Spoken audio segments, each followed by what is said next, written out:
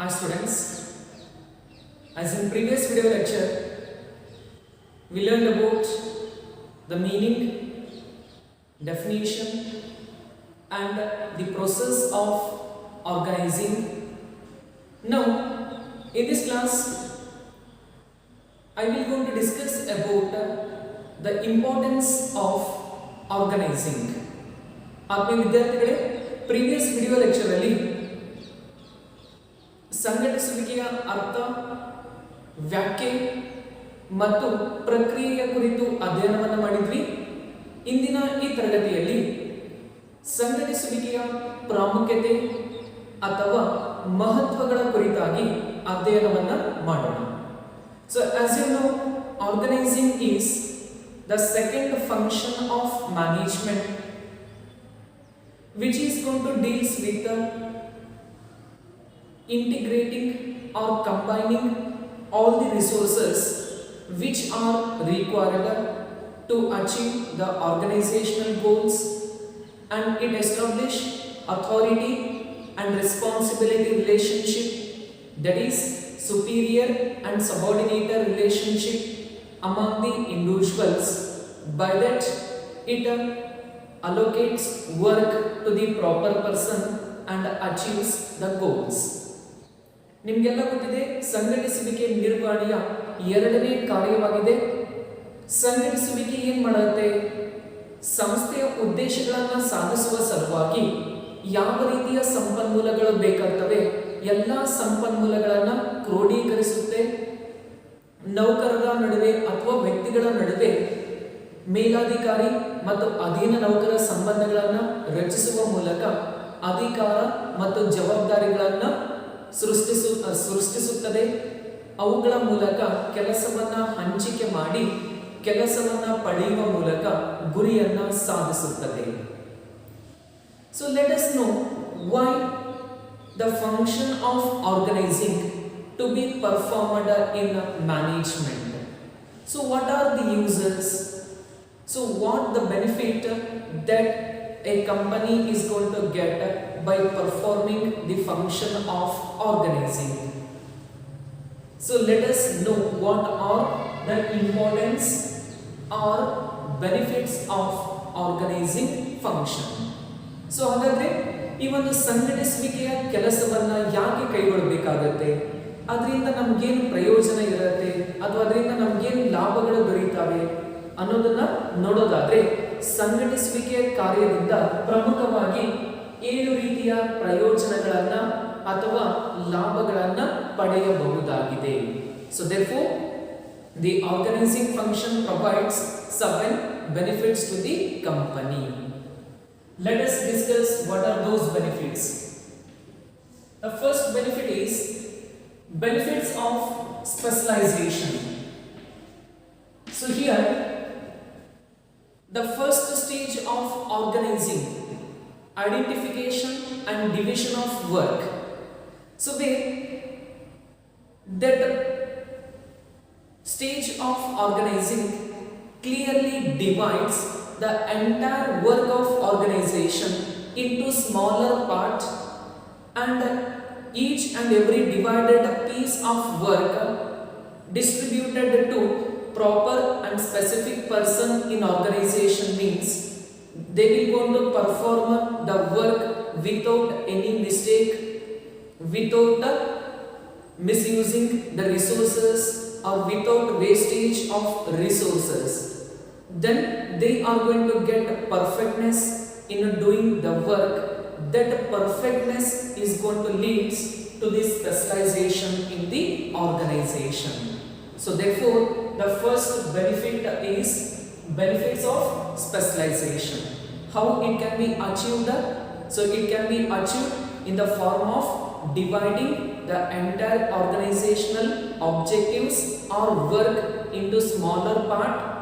Each and every divided part of work distributed to the specific and competent personnel means they perform duties without any mistakes, without any wastage of resources. By that they get perfectness. That perfectness leads to specialization in the organization. That is the first benefit that we can able to get by the function of organizing. ಮೊದಲನೇದಾಗಿ ವೈಶಿಷ್ಟ್ಯತೆಯ ಪ್ರಯೋಜನಗಳು ಅಂತ ಕರೀತೀವಿ. So already ಸಂಘಟಿಸುವಿಕೆಯ ಪ್ರಕ್ರಿಯೆಯಲ್ಲಿ ಕಲಿತಿದ್ರ ಸಂಘಟಿಸುವಿಕೆಯ ಪ್ರಕ್ರಿಯೆಯ ಮೊದಲನೇ ಹಂತ ಕಾರ್ಯಗಳ ವಿಭಜನೆ ಅಂತೇಳಿ ಕರೆಯಲಾಗುತ್ತೆ. ಅಂದ್ರೆ ಕೆಲಸಗಳನ್ನು ಗುರುತಿಸುವುದು ಮತ್ತು ಅವುಗಳನ್ನ ವಿಂಗಡಿಸುವುದು ಅಂತೇಳಿ ಕರಿತೀವಿ. ಅಂದ್ರೆ ಒಟ್ಟಾರೆ ಸಂಸ್ಥೆಯ ಕೆಲಸಗಳನ್ನ ವಿವಿಧ ಭಾಗಗಳಲ್ಲಿ ವಿಭಜಿಸುವ ಮೂಲಕ ವಿಭಜಿಸಿದ ಪ್ರತಿಯೊಂದು ಕೆಲಸವನ್ನ ಅರ್ಹ ಮತ್ತು ಸಮರ್ಥ ವ್ಯಕ್ತಿಗಳಿಗೆ ನೀಡುವ ಮೂಲಕ ಈ ಒಂದು ಸಂಸ್ಥೆಯ ಕೆಲಸವನ್ನ ಪರಿಣಾಮಕಾರಿಯಾಗಿ ಪಡೆಯಬಹುದಾಗಿದೆ. ಅಂದ್ರೆ ಸಂಸ್ಥೆಯ ಒಟ್ಟಾರೆ ಕೆಲಸ ಏನಿರುತ್ತೆ ಆ ಕೆಲಸವನ್ನ ವಿಭಜನೆ ಮಾಡಿ ಯಾರು ಯಾವ ರೀತಿಯ ಜ್ಞಾನವನ್ನ ಹೊಂದಿರ್ತಾರೆ, ಯಾವ ರೀತಿಯ ಸಾಮರ್ಥ್ಯವಿರುತ್ತೆ, ಅವುಗಳ ಆಧಾರದ ಮೇಲೆ ಕೆಲಸವನ್ನ ನೀಡುವುದರಿಂದ ಅವರು ತಾವು ಮಾಡ್ತಕ್ಕಂಥ ಕೆಲಸದಲ್ಲಿ ಪರಿಪೂರ್ಣತೆಯನ್ನ ಪಡಿತಾರೆ. ಅದರ ಮೂಲಕ ಈ ಒಂದು ವೈಶಿಷ್ಟ್ಯತೆಯನ್ನ ಸಾಧಿಸುವುದಕ್ಕೆ ಅವಕಾಶವನ್ನ ಮಾಡಿಕೊಡುತ್ತದೆ. ಯಾವುದು? ಈ ಒಂದು ಸಂಘಟಿಸುವಿಕೆಯ ಕಾರ್ಯ. ಇದು ಮೊದಲನೇ ಪ್ರಯೋಜನ. Then second comes, that is clarity in working relations. So here we can get the clear picture of superior and subordinator relationship, where it creates authority and responsibility relationship. So here in an organization there are so many number of workers are working. We don't know who is superior and who is subordinate, and who is having authority to issue order of work and who is having responsibility to complete the given task. So at that time organizing simply does, it creates superior and subordinate relationship. According to that, it ensures the authority and responsibility relationship among the employees. So by creating authority and responsibility relationship, the workers or employees know who is superior and who is subordinate, from whom the work orders to be received and to whom the work completion report to be sent. So it avoids confusions in getting orders and instructions by the superiors without any conflict, without any duplication of work, and without any hurdles and without any confusions. We can get the work from our superiors and we can report upon our work. So that is the second benefit. So with the help of organizing, we can get clarity in working relations. That is superior and subordinate relationship. ಎರಡನೇದಾಗಿ ಕಾರ್ಯ ಸಂಬಂಧಗಳ ಸ್ಪಷ್ಟತೆ. ಅಂದ್ರೆ ವ್ಯವಹಾರ ಸಂಸ್ಥೆಯಲ್ಲಿ ಹಲವಾರು ಜನ ಕೆಲಸ ಮಾಡ್ತಾ ಇರ್ತಾರೆ.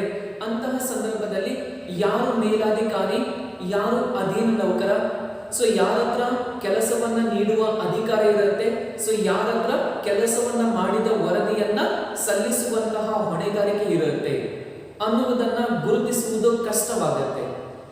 ಆ ಒಂದು ಕಷ್ಟವನ್ನ ಈ ಒಂದು ಸಂಘಟಿಸುವಿಕೆಯ ಕಾರ್ಯದಿಂದ ನಿವಾರಣೆಗೊಳಿಸಬಹುದು.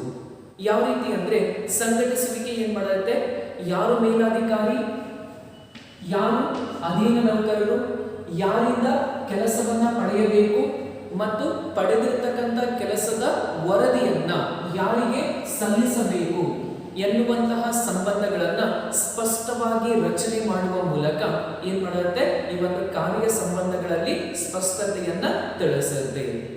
ಈ ರೀತಿ ಮಾಡೋದ್ರಿಂದ ಏನು ಅನುಕೂಲ ಅನ್ನೋದನ್ನ ನೋಡೋದಾದ್ರೆ, ಸೊ ಈ ರೀತಿ ಮೇಲಾಧಿಕಾರಿ ಮತ್ತು ಅಧೀನ ನೌಕರ ಸಂಬಂಧಗಳನ್ನ ರಚಿಸುವ ಉದ್ದೇಶ ಏನು ಅಂತಂದ್ರೆ, ಕೆಲಸಗಳನ್ನ ಪಡೆಯುವಲ್ಲಿ ಯಾವುದೇ ರೀತಿಯಾಗಿರ್ತಕ್ಕಂಥ ಒಂದು ಗೊಂದಲಗಳು ಇರೋದಿಲ್ಲ. ನಮಗೆ ಯಾರು ಕೆಲಸ ಕೊಟ್ಟಿದ್ದಾರೆ ನಾವು ಆ ಒಂದು ಕೆಲಸವನ್ನ ಪರ್ಫಾರ್ಮ್ ಮಾಡಿ ಅವರಿಗೆ ವರದಿಯನ್ನ ಸಲ್ಲಿಸುವ ಒಂದು ಕೆಲಸದಲ್ಲಿ ಸ್ಪಷ್ಟತೆಯನ್ನ ಈ ಒಂದು ಸಂಘಟಿಸುವಿಕೆ ನೀಡುತ್ತದೆ. ಆದ್ದರಿಂದ ಸಂಘಟಿಸುವಿಕೆಯಿಂದ ಕಾರ್ಯ ಸಂಬಂಧಗಳಲ್ಲಿ ಸ್ಪಷ್ಟತೆಯನ್ನ ಕಾಣಬಹುದಾಗಿದೆ. Then third is optimum utilization of resources. ಅಂದ್ರೆ ಸಂಪನ್ಮೂಲಗಳ ಅತ್ಯುತ್ತಮ ಬಳಕೆ. So how the resources are utilized effectively? So here in first stage only I have discussed about allocation of work.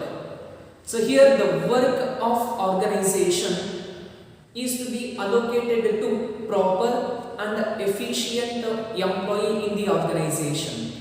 So if the employee know how to work, means they are not going to waste any of the resources, and they will not get any confusion, and there is no duplication of work.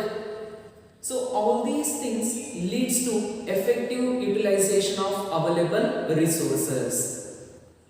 So means which kind of work to be given to which type of worker in organization, that is to be decided well in advance.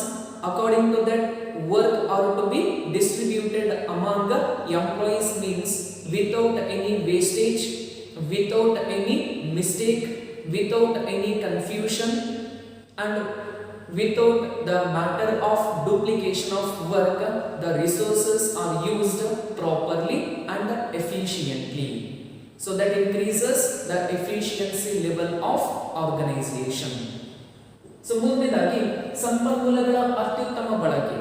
So ಯಾವ ರೀತಿ ಆಗುತ್ತೆ ಅಂದ್ರೆ ಸಂಘಟಿಸುವಿಕೆಯಲ್ಲಿ ನಾವೇನ್ ಮಾಡ್ತಾ ಇದ್ದೀವಿ ಅಂತಂದ್ರೆ ಸಂಸ್ಥೆಯ ಕೆಲಸಗಳನ್ನ ವಿಭಜನೆ ಮಾಡಿ ವಿಭಜಿಸಿದ ಕೆಲಸಗಳನ್ನ ಯಾರಿಗೆ ಯಾವ ರೀತಿಯ ಜ್ಞಾನ ಇರುತ್ತೆ, ಯಾರು ಆ ಒಂದು ಕೆಲಸವನ್ನ ನಿರ್ವಹಿಸುವುದರಲ್ಲಿ ಸ್ಪಷ್ಟತೆಯನ್ನ ಪಡೆದಿರ್ತಾರೆ, ಪ್ರಾವೀಣ್ಯರಾಗಿರ್ತಾರೆ, ಅವರಿಗೆ ಕೆಲಸವನ್ನ ಹಂಚಿಕೆ ಮಾಡೋದ್ರಿಂದ ಅಲ್ಲಿ ಸಂಪನ್ಮೂಲಗಳ ಯಾವುದೇ ರೀತಿಯ ದುರ್ಬಳಕೆ ಆಗೋದಿಲ್ಲ. ಸಂಪನ್ಮೂಲಗಳು ಮಿತವಾಗಿ ಮತ್ತು ಅಷ್ಟೇ ಉಪಯುಕ್ತವಾಗಿ ಸಂಪನ್ಮೂಲಗಳು ಕೂಡ ಏನಾಗ್ತವೆ, ಸದ್ಬಳಕೆ ಆಗ್ತವೆ. ಆದ್ದರಿಂದ ಕೆಲಸವನ್ನ ಪ್ರಾವೀಣ್ಯತೆ ಹೊಂದಿರುವ ನೌಕರರಿಗೆ ಹಂಚಿಕೆ ಮಾಡುವ ಮೂಲಕ ಯಾವುದೇ ಸಂಪನ್ಮೂಲಗಳ ದುರ್ಬಳಕೆಯಾಗದೆ, ಯಾವುದೇ ರೀತಿಯ ಕೆಲಸಗಳು ಮತ್ತೆ ನಕಲನ್ನ ಮಾಡದೆ, ಹಾಗೂ ಯಾವುದೇ ರೀತಿಯ ಸಂಪನ್ಮೂಲಗಳನ್ನ ಬಳಸುವುದರಲ್ಲಿ ಗೊಂದಲಗಳು ಉಂಟಾಗದೆ ಲಭ್ಯವಿರುವ ಸಂಪನ್ಮೂಲಗಳನ್ನ ಅತ್ಯಂತ ಪರಿಣಾಮಕಾರಿಯಾಗಿ ಉಪಯೋಗಿಸುವಲ್ಲಿ ಕೂಡ ಯಶಸ್ಸನ್ನ ಸಾಧಿಸುತ್ತದೆ. That is the third benefit. Then fourth is adaptation to change. ಅಂದ್ರೆ ಬದಲಾವಣೆಗಳಿಗೆ ಹೊಂದಿಕೊಳ್ಳುವುದು. So always the business is operating in a changing environment. The business is not constant all the time. It must adjust with the changes made in the business environment. So in a similar way that the company organization structure must be specified clearly, and so whenever the changes occurred, according to that changes the organization structure must adjust with the changes made in the environment. So therefore a simplified organizational structure to be created, and so whatever the changes made in the environment, according to that changes it must make certain necessary changes in that structure. So that is the fourth advantage, adaptation to change. So the business is not constant in nature, always it must adjust with the changes. Therefore a simplified organizational structure to be prepared, so for adopting the changes made in the environment. That is the fourth benefit. ನಾಲ್ಕನೇದಾಗಿ ಬದಲಾವಣೆಗಳಿಗೆ ಹೊಂದಿಕೊಳ್ಳುವುದು. ಅಂದ್ರೆ ವ್ಯವಹಾರ ಸಂಸ್ಥೆ ಯಾವಾಗಲೂ ಒಂದೇ ರೀತಿಯಾಗಿರುವುದಿಲ್ಲ. ವ್ಯವಹಾರ ಪರಿಸರದಲ್ಲಿ ಏನು ಬದಲಾವಣೆ ಆಗುತ್ತೆ, ಆ ಒಂದು ಬದಲಾವಣೆಗೆ ತಕ್ಕಂತೆ ನಾವೇನ್ ಮಾಡಬೇಕಾಗತ್ತೆ, ಸಂಸ್ಥೆಯಲ್ಲಿ ಕೆಲವು ಬದಲಾವಣೆಗಳನ್ನ ಮಾಡಿಕೊಳ್ಳುವುದರ ಮೂಲಕ ವ್ಯವಹಾರ ಸಂಸ್ಥೆಯನ್ನ ಮುನ್ನಡೆಸಬೇಕಾಗತ್ತೆ. ಆದ್ದರಿಂದ ಒಂದು ಸುಲಭವಾಗಿರತಕ್ಕಂಥ ಸಂಘಟನೆಯ ರಚನೆಯನ್ನ ಸಿದ್ಧಪಡಿಸುವ ಮೂಲಕ ಈ ಒಂದು ಕೆಲಸಗಳಲ್ಲಿ ಅಥವಾ ಕಾರ್ಯ ಸಂಬಂಧಗಳಲ್ಲಿ ಏನು ಬದಲಾವಣೆಗಳಾಗ್ತವೆ, ಪರಿಸರದಲ್ಲಿ ಏನು ಬದಲಾವಣೆಗಳಾಗುತ್ತೆ, ಆ ಒಂದು ಬದಲಾವಣೆಗಳನ್ನ ಹೊಂದಿಕೊಳ್ಳುವಂತೆ ಏನ್ ಮಾಡಬೇಕಾಗತ್ತೆ, ಸುಲಭವಾಗಿರ್ತಕ್ಕಂಥ ಮತ್ತು ನಮ್ಯವಾಗಿರ್ತಕ್ಕಂಥ ಸಂಘಟನೆಯ ರಚನೆಯನ್ನ ಈ ಒಂದು ವ್ಯವಹಾರ ಸಂಸ್ಥೆ ರಚಿಸಬೇಕಾಗುತ್ತದೆ. ಆ ರೀತಿ ನೋಡಿಕೊಳ್ಳುವ ಜವಾಬ್ದಾರಿ ಯಾವುದಿರುತ್ತೆ, ಸಂಘಟಿಸುವಿಕೆಯ ಕೆಲಸ ಆಗಿರುತ್ತೆ. Then fifth is effective administration, ಪರಿಣಾಮಕಾರಿ ಆಡಳಿತ. So how it creates effective administration? What is the relationship between organizing and administration? So here organizing allocates work to specific and competent person. So when that employee doing the work in a proper way, so there is no confusion and there is no waste of resource, and the job is to be done on time. So when the job is done on time, so the goals of organization to be achieved on the time. So all this credit goes to increased or effective administration in the organization, because allocation of work, getting the work done by employees, and ensuring achievement of work on time, ensuring efficiency level of employee. So all these work comes under the administration part. So therefore, when the workers are doing the work in a perfect manner, and when the work and goals are achieving on the time in an effective and efficient manner, because of all the efforts, that is going to create the effective administration in the enterprise.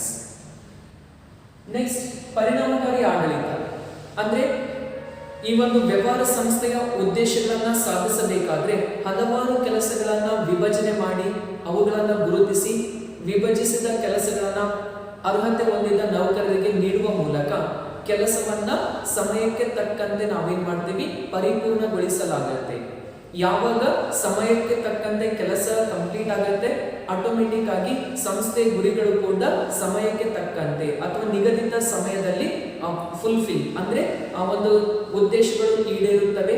ಆ ಎಲ್ಲದರ ಪರಿಣಾಮವಾಗಿ ಏನಾಗುತ್ತೆ, ವ್ಯವಹಾರ ಸಂಸ್ಥೆಯ ಆಡಳಿತ ವ್ಯವಸ್ಥೆ ಕೂಡ ಏನಾಗುತ್ತೆ, ಸುಧಾರಣೆ ಆಗುತ್ತೆ. The next sixth one is development of personnel. So here personnel, which includes the human resource, staff, employees. So here in organization we are using the technique of delegation of authority, responsibility and accountability. That is the matter of delegation. So when the authority is delegated, the employee get an opportunity to use their power or authority to take the decision and complete the work. That creates the thinking ability, creativity and the opportunity to use the existing knowledge of an employee. So when the employee has provided the scope of authority, so they are going to use their own ways, techniques, creativity. So all those things are going to lead the development of personnel and gives the work of performing higher level jobs in future. So therefore the organizing also develops the employees in the enterprise. Next, ಸಿಬ್ಬಂದಿಯ ಅಭಿವೃದ್ಧಿ. ಸಂಘಟಿಸುವಿಕೆಯಿಂದ ಸಿಬ್ಬಂದಿಯ ಅಭಿವೃದ್ಧಿ ಸಾಧ್ಯ ಆಗುತ್ತೆ.